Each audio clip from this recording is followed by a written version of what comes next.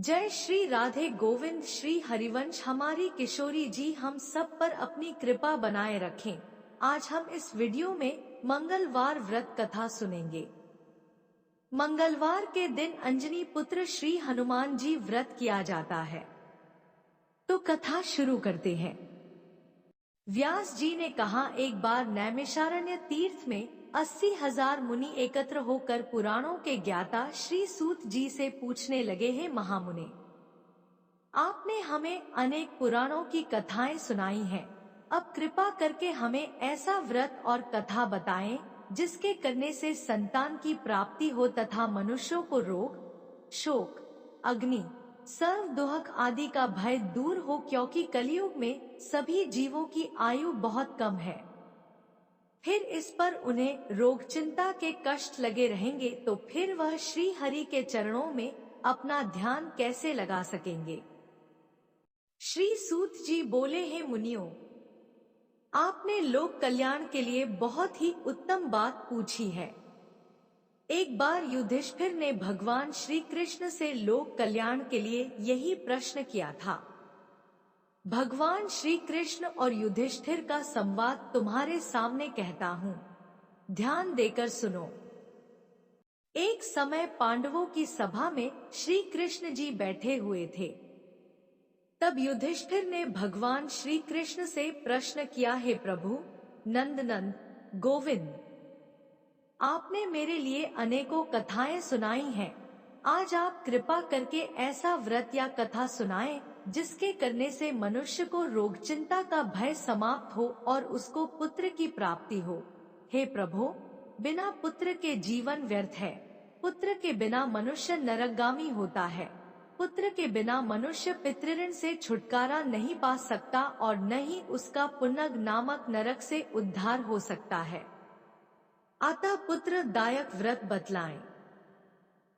श्री कृष्ण भगवान बोले, हे राजन, मैं एक प्राचीन इतिहास सुनाता हूँ, आप उसे ध्यानपूर्वक सुनो। कुंडलपुर नामक एक नगर था, उसमें नंदा नामक एक ब्राह्मण रहता था। भगवान की कृपा से उसके पास सब कुछ था, फिर भी वह दुखी था। इसका कारण यह था कि ब्राह्मण की स्त्री सुनंदा के कोई संतान न थी। सुनंदा पतिव्रता थी, भक्तिपूर्वक श्री हनुमान जी की आराधना करती थी। मंगलवार के दिन व्रत करके अंत में भोजन बनाकर हनुमान जी का भोग लगाने के बाद स्वयं भोजन करती थी।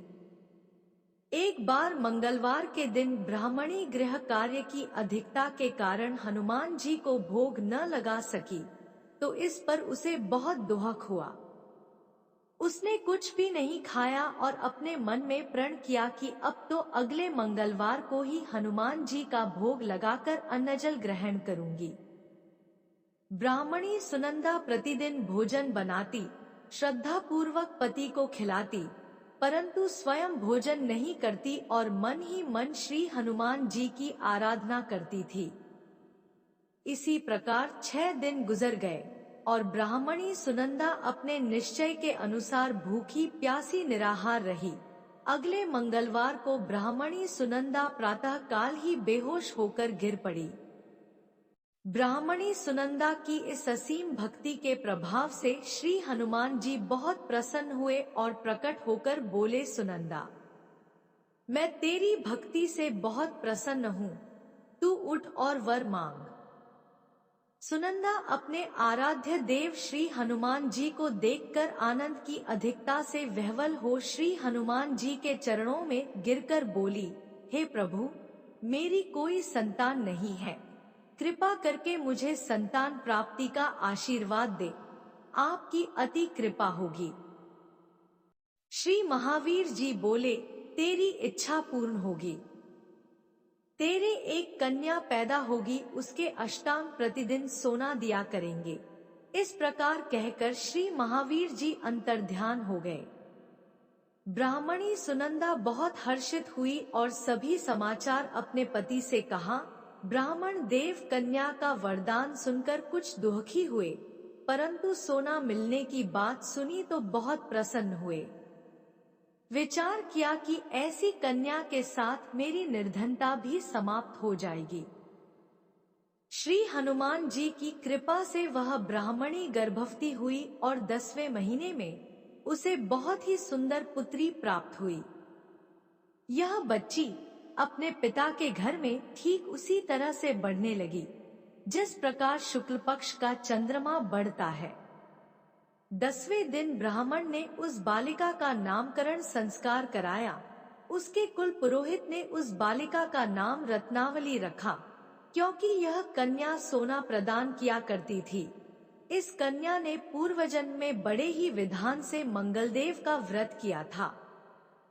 रत्नावली का अष्टांग बहुत सा सोना देता था। उस सोने से नंदा ब्राह्मण बहुत ही धनवान हो गए। अब ब्राह्मणी भी बहुत अभिमान करने लगी थी। समय बीतता रहा। अब रत्नावली 10 वर्ष की हो चुकी थी।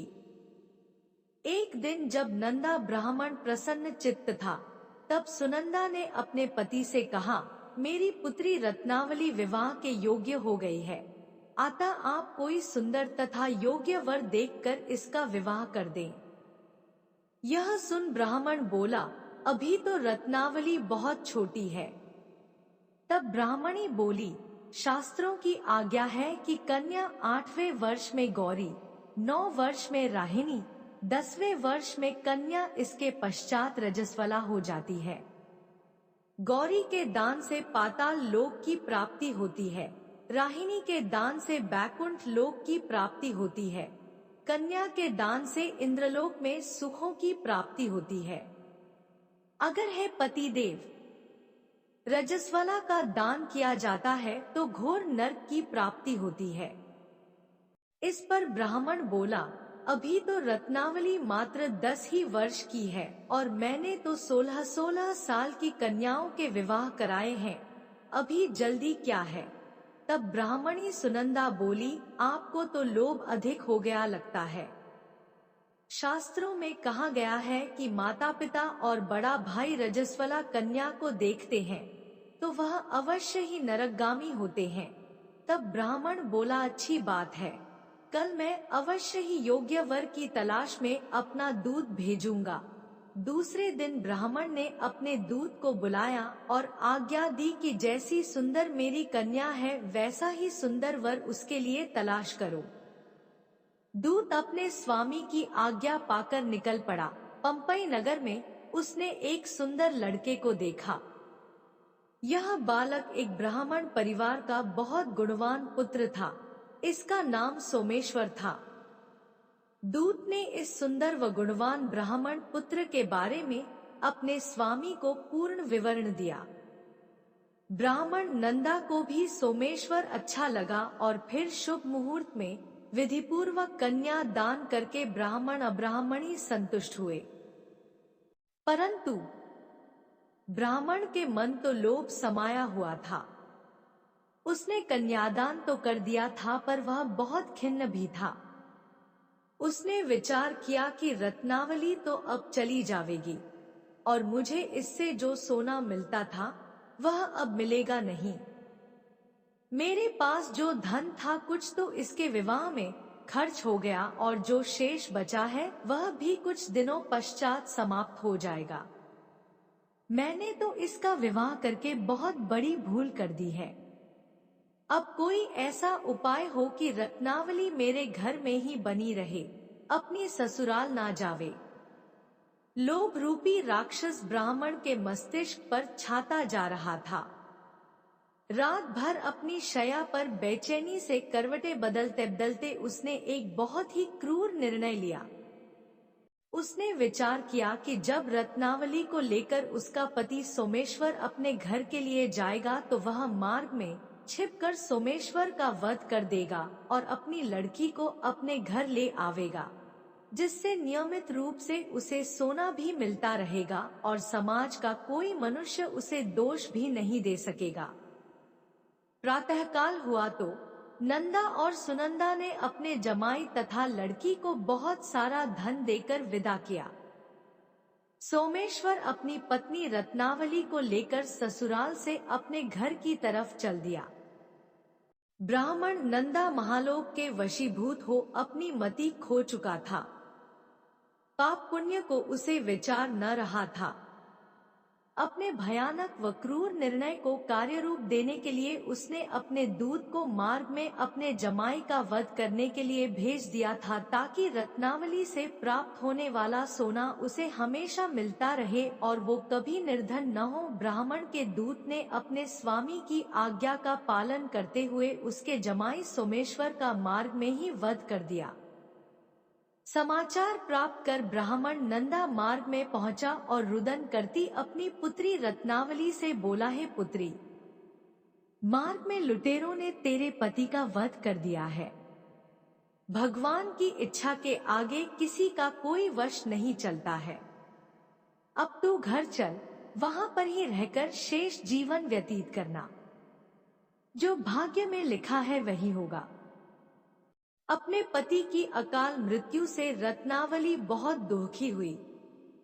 करुण क्रंदन व रुदन करते हुए अपने पिता से बोली, हे पिताजी, इस संसार में जिस स्त्री का पति नहीं है उसका जीना व्यर्थ है। मैं अपने पति के साथ ही अपने शरीर को जला दूंगी और सती होकर अपने इस जन्म को, माता पिता के नाम को तथा सास ससुर के यश को सार्थक करूंगी। ब्राह्मण नंदा अपनी पुत्री रत्नावली के वचनों को सुनकर बहुत दुखी हुआ। विचार करने लगा, मैंने व्यर्थ ही जमाई वध का पाप अपने सिर लिया। रत्नावली तो उसके पीछे अपने प्राण तक देने को तैयार है। मेरा तो दोनों तरफ से मरण हो गया। धन तो अब मिलेगा नहीं। जमाई वध के पाप के फलस्वरूप यम यातना भी भुगतनी पड़ेगी। यह सोचकर वह बहुत खिन्न हुआ। सोमेश्वर की चिता बनाई गई। रत्नावली सती होने की इच्छा से अपने पति का सिर अपनी गोद में रखकर चिता में बैठ गई।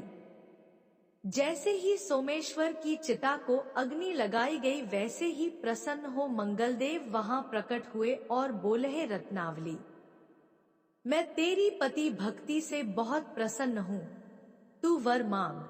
रत्नावली ने अपने पति का जीवन दान मांगा।